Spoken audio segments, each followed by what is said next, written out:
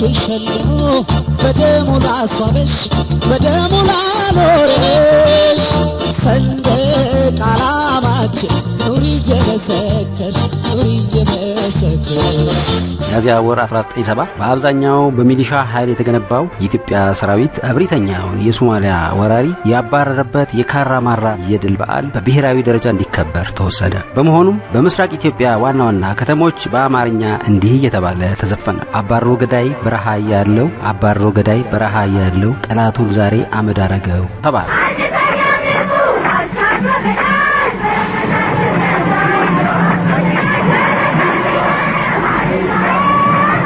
ድሉ የመላው ኢትዮጵያ ህዝብ ድል ነው። ክርስቲያንም ሆነ ሙስሊም ኢትዮጵያዊ ሁሉ ሀገርን ከወራሪ ለማዳን በተደረገው ጦርነት ደሙን አፍስሷል፣ አጥንቱን ከስክሷል። በመሆኑም በውጊያው ከፍተኛ ተሳትፎ የነበረው የምስራቁ የኢትዮጵያ ህዝብ እንዲህ ሲል በኦሮምኛ ማዚሟል። ከጅጅጋ በታች ኦጋዴንም የኔ ናት፣ እሞትላታለሁ ሀገሬ እናቴ ናት ብለዋል። በምስራቅ ኢትዮጵያ ከተሞች ውስጥ ብቻ ሳይሆን በመላው ሀገራችን ካራማራ የሚል ስያሜ ያላቸው ሆቴሎችና ሻይ ቤቶች በብዛት ይገኛሉ። ሆኖም ካራማራ አኩሪ ጀግንነት የተፈጸመበት የኢትዮጵያ ጦር ትልቁን ድል የተቀዳጀበት ወሳኝ የትግል ሜዳ መሆኑን ብዙ ሰዎች በዚህ ዘመን የማያውቁት ታሪክ ነው። ለማንኛውም ጦርነቱ የተካሄደው በጀነራል ዚያድ ባሬ የምትመራው ሶማሊያ ኢትዮጵያን በመውረሯ ነበር። የኢትዮጵያ ጦር በካራማራ ተራራ ላይ ታላቁን ድል እስኪያገኝ ድረስ በብዙ ሂደቶች ውስጥ ማለፍ ነበረበት።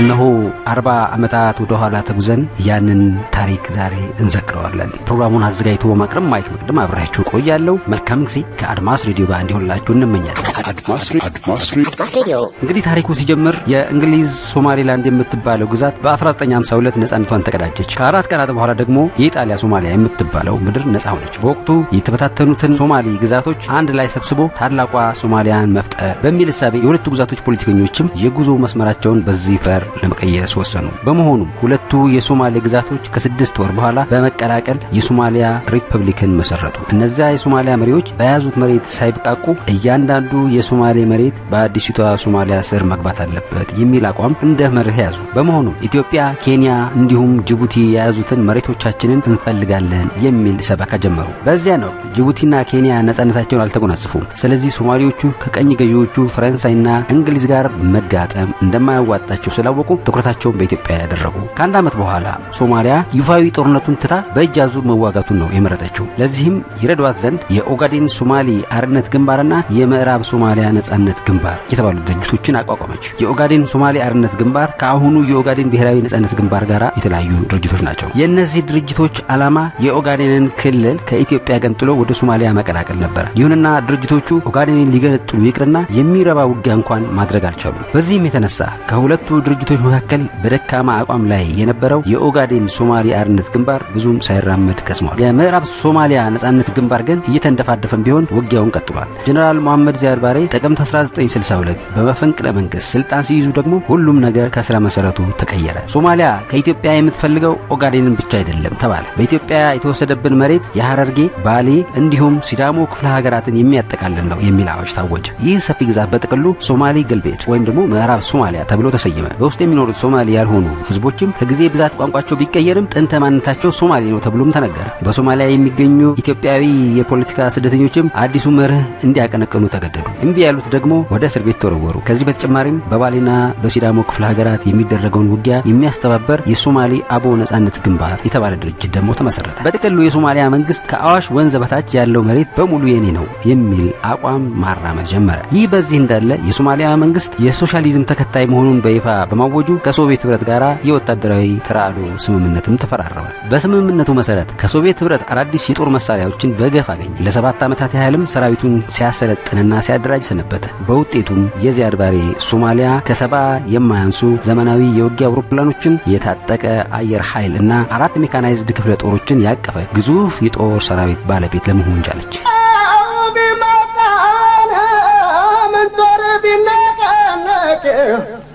ካገሬ በድንበር ላይ የማንነኝ ንቅንቅ እንግዲህ የሶማሊያ መንግስት ይህን ሁሉ ካደረገ በኋላ ነው በኢትዮጵያ ላይ ወረራ የፈጸመው። የሶማሊያ መንግስት ወረራውን በቀጥታ አልጀመረውም። በቅድሚያ በድብቅ ያደራጀውን የምዕራብ ሶማሌ ነጻነት አውጪ ግንባርና እንዲሁም የሶማሊያ አቦ ነጻነት ግንባር የተሰኙትን አሸማቂዎችን በማስቀደም ነው እድሉን የሞከረው። በዚህም መሰረት መጋቢት ወር 1968 የምዕራብ ሶማሊያ ነጻነት ግንባር ተዋጊዎች ከሃርጌሳ መስመር የተነሱ በኦጋዴንና በደጋማው የሐረርጌ ክፍል ተሰማሩ። የሶማሊያ አቦ ነጻነት ግንባር ተዋጊዎች በበኩላቸው በባሌ ክፍለ ሀገር ወደ ውስጥ እየሰረጉ እስከ ጊኒርና ጎሮ አውራጃዎች ድረስ መግባት ቻሉ። እነዚህ ኃይሎች ወደ ኢትዮጵያ በገቡበት ወቅት የደርግ መንግስት ከኢህአፓ ጋር በገጠመው ትግል እየተናጠ ነበር። ጀብሃና ሻቢያም በሰሜኑ በኩል ወጥረው ይዘውታል። ኢዲዩ የተባለው ድርጅትም የሰሜን ምዕራብ ኢትዮጵያ ጠረፍ ከተሞችን ይዞ ደርግን በማስጨነቅ ላይ ነበር። የምዕራብ ሶማሊያ ነጻነት ግንባርና የሶማሊያ አቦ ነጻነት ግንባር ኃይሎች ማለት ነው እንደሚፈልጉት ድል ሊቀናቸው አልቻለም። ራቅ ባሉ ጫካዎችና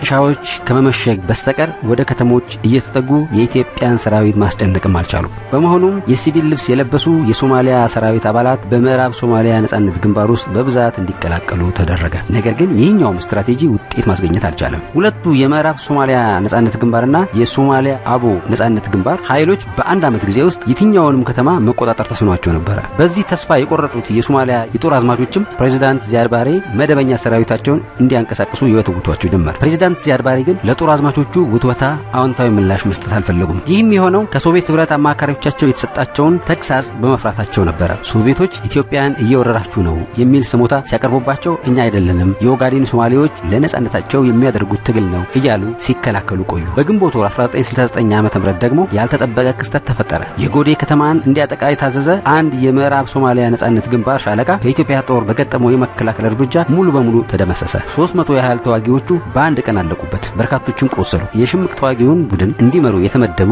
14 የሶማሊያ የጦር መኮንኖችም ከሟቾቹ መሃል ነበሩ። ይህ ክፉ ዜና በሞቃዲሾ ሲሰማ በጦር ኃይሉ ውስጥ ከፍተኛ ቁጣ ቀሰቀሰ። በፕሬዝዳንት ዚያድ ባሬ የሚመራው የሶማሊያ ከፍተኛ ብሔራዊ ምክር ቤት በጉዳዩ ላይ ለመነጋገር አስቸኳይ ስብሰባ ጠራ። በስብሰባው መጨረሻ ላይ በተደረሰበት ስምምነት መሰረት ለአንድ ወር ከ10 ቀን ያህል የድብቅ ወረራው ተጠናክሮ እንዲቀጥል ተወሰነ። በዚህ ጊዜ ትኩረት የተደረገባቸው ከተሞች በኢትዮ ሶማሊያ ኬንያ ድንበር አቅራቢያ የምትገኘው የዶሎ አዱ ከተማ፣ በደቡባዊ ኦጋዴን የምትገኘው የባሬ ከተማ እንዲሁም በደቡባዊ ባሌ ያለው የኤልከሬ ቆላማ ስፍራ ነው። አድማስ ሬዲዮ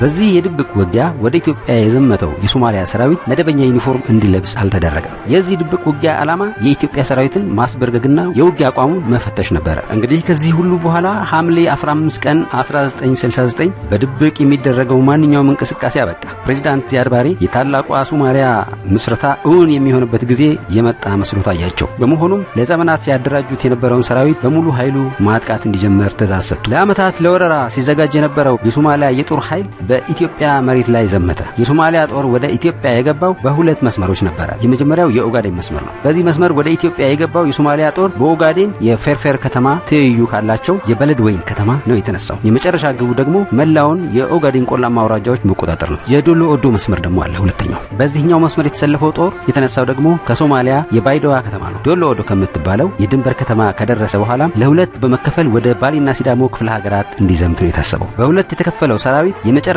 ግብ የባሌ ጎባና ኔጌሌ ቦረናን ከተሞችን መቆጣጠር ነበር። ከባይዶዋ አካባቢ የተነሳው የሶማሊያ ጦር ይህ ነው የሚባል መከላከል አልገጠመው። በመሆኑም በሲዳሞ ክፍለ ሀገር ወደ ሰሜን ምዕራብ አቅጣጫ እየገሰገሰ ሄዶ ከኔጌሌ ቦረና ከተማ 40 ኪሎ ሜትር ርቀት ላይ ደረሰ። በባሌ ክፍለ ሀገር ደግሞ እስከ ዶሎመና ከተማ ያለውን መሬት መያዝ ቻለ። ሶማሌዎች ውጊያው እንዲህ የቀለላቸው ብዛታቸው ስለረዳቸው አልነበረም። ይልቁንም ኢትዮጵያ በዚህ መስመሮች ጠንከር ያለ ሰራዊት ስላልነበራት ነው። የኔጌሌና የጎባ ከተሞች እንኳን በጠላት እጅ ከመውደቅ የተረፉት የኢትዮጵያ አየር ኃይል ለእግረኞች ተዋጊዎች ከፍተኛ ሽፋን እገዛ በማድረጉ ነበር። የኢትዮጵያ መከላከያ ኃይል የሶማሊያ ባለጋራውን በአይነ ቁራኛ ሲጠብቅ የነበረው በኦጋዴን መስመር ነበር። በመሆኑም ከበለዶይን የተነሳው የሶማሊያ ሰራዊት የኦጋዴንን አውራጃዎች በቀላሉ ለመቆጣጠር አልቻለም። የኢትዮጵያ ተዋጊዎች ኦጋዴንን ላለማስነጠቅ እስከ መጨረሻ ተመሙተዋል። በተለይም በሐምሌ አጋማሽ 1969 ዓ.ም ማብቂያ ላይ የቀብሪ ዳህርን ከተማ ለማስለቀቅ በተደረገው ትግል በሺህ የሚቆጠሩ ኢትዮጵያውያን ተሰውተዋል።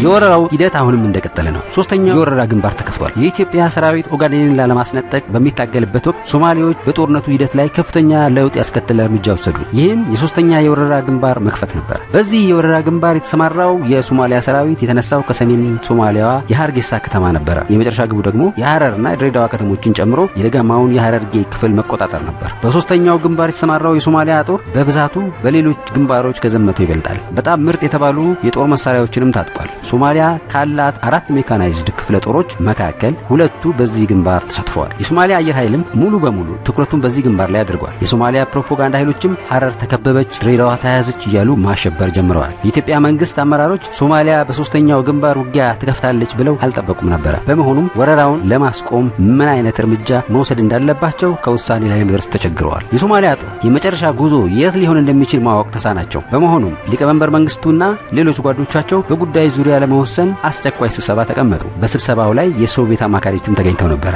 ስብሰባው በዝግ ከተደረገ በኋላ ኦጋዴንን በስልታዊ ማፈግፈግ መልቀቅና ድሬዳዋን ሐረርን ማዳን የሚል ሐሳብ ተቀባይነት አገኘ። ስለዚህ የኢትዮጵያ ጦር ከኦጋዴን ለቆ በጅጅጋና በጉርጉሱ ማውራጃዎች ውስጥ እንዲሰፍር ተደረገ።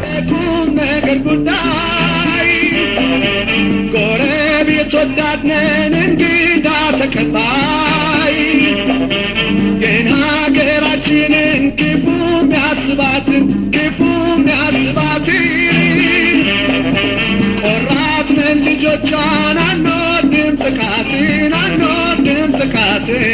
የሶማሊያ ኃይሎች ኦጋዴንን በድብቅ በወረሩበት ጊዜ ኢትዮጵያ በውስጣዊ ፖለቲካ ተቀጽፋ ተይዛ ነበር። ሀገሪቱን የሚመራው የደርግ መንግስትም በኮሎኔል መንግስቱ ቡድንና በነሻምበል አለማየሁ ኃይሌ ቡድን ለሁለት ተከፍሎ ነበር። ሁለቱ ኃይሎች ለመጠፋፋት የሚፈላለጉ በመሆናቸው የሀገሪቱን ድንበር የማስጠበቁን ጉዳይ እምብዛም አላተኮሩበትም። በጥር 1969 ግን ሊቀመንበር መንግስቱ ኃይለማርያም በነሻምበል አለማየሁ ኃይሌ ቡድን ላይ የማያዳግም እርምጃ ወሰዱ። አብዮቱ ከተከላካይነት ወደ አጥቂነት ተሸጋግሯል ተባለ።